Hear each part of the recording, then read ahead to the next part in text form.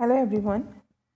So today we are going to start our new chapter, that is chapter number 8, Cell Structure and Functions. So let's get started.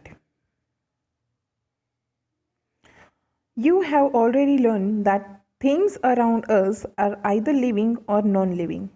कि जैसे कि हमने आगे पढ़ लिया है कि अपने आसपास में जितनी भी चीज़ें हैं या तो वो लिविंग थिंग्स होंगी या तो नॉन लिविंग थिंग्स होंगी.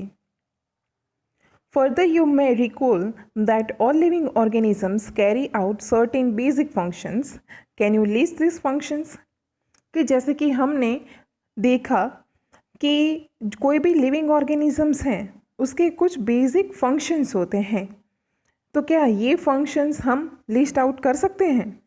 Different sets of organs perform the various functions you have listed. कि जैसे कि हर एक ऑर्गन होता है बॉडी का, तो वो जब भी कोई भी प्रोसेस करता है तो उसका फंक्शंस हैं वो अलग होता है. In this chapter you shall learn about the basic structure unit of an organ which is the cell.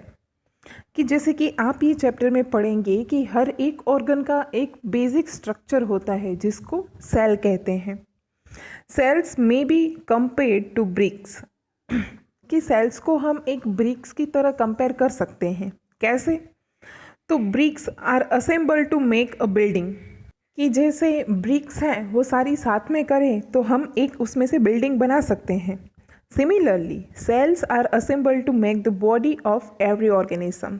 Same चीज़, जब सारी सेल्स टुगेदर हो जाएंगे तो वो एक बॉडी बना सकता है. तो मैं बात करूँ तो एक ब्रिक्स है तो वो हमने सारी साथ में मिलाई तो एक वॉल बनी, वो सब वॉल को साथ में मिलाया तो एक रूम बना, और सारे रूम साथ में बनाए तो एक बिल्डिंग बनी. सेम चीज़ एक सेल से वो बहुत सारे सेल साथ में आ जाएंगे तो टिश्यूज़ बनेंगे. बाद में उसमें से कोई भी एक ऑर्गन बनेगा. ऑर्गन मतलब कि यहाँ पे हम कंपेयर कर सकते हैं वॉल के साथ, और सारे ऑर्गन साथ में मिल जाएंगे तो बनेगा एक पूरा सिस्टम, ह्यूमन बॉडी सिस्टम. या तो कोई भी एनिमल्स की बात कर सकते हैं या तो प्लांट्स की बात कर सकते हैं. तो ये एक बेसिक इन्फॉर्मेशन था सेल को लेकर. Now talk about discovery of the cell. Robert Hooke in 1665 observe slice of cork under a simple magnifying device.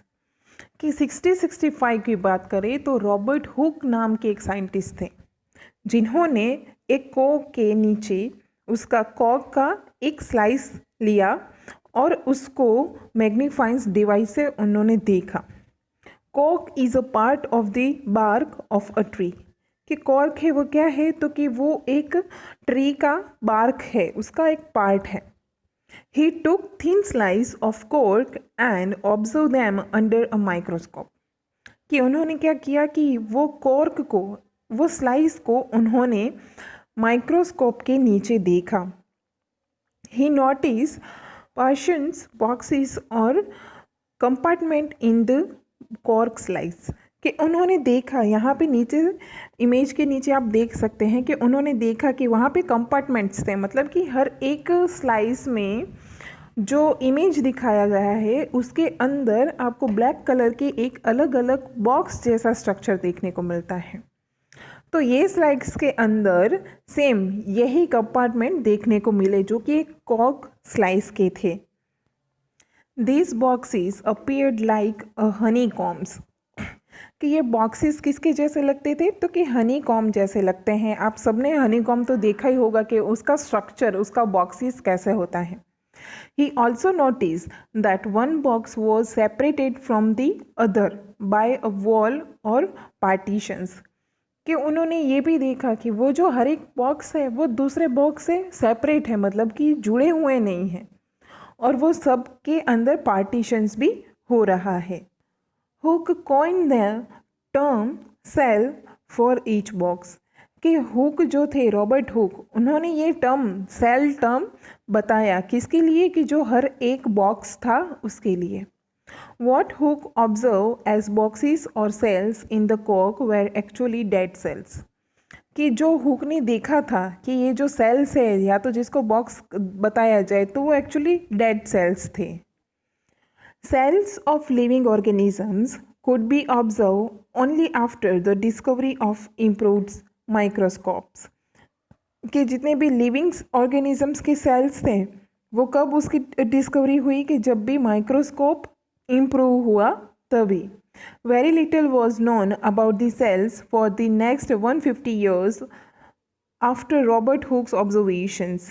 कि रॉबर्ट ह्यूक ने जो सेल का डिस्कवर किया हुआ था तो वो 150 साल के बाद वो पूरा टर्म है वो समझ में आया.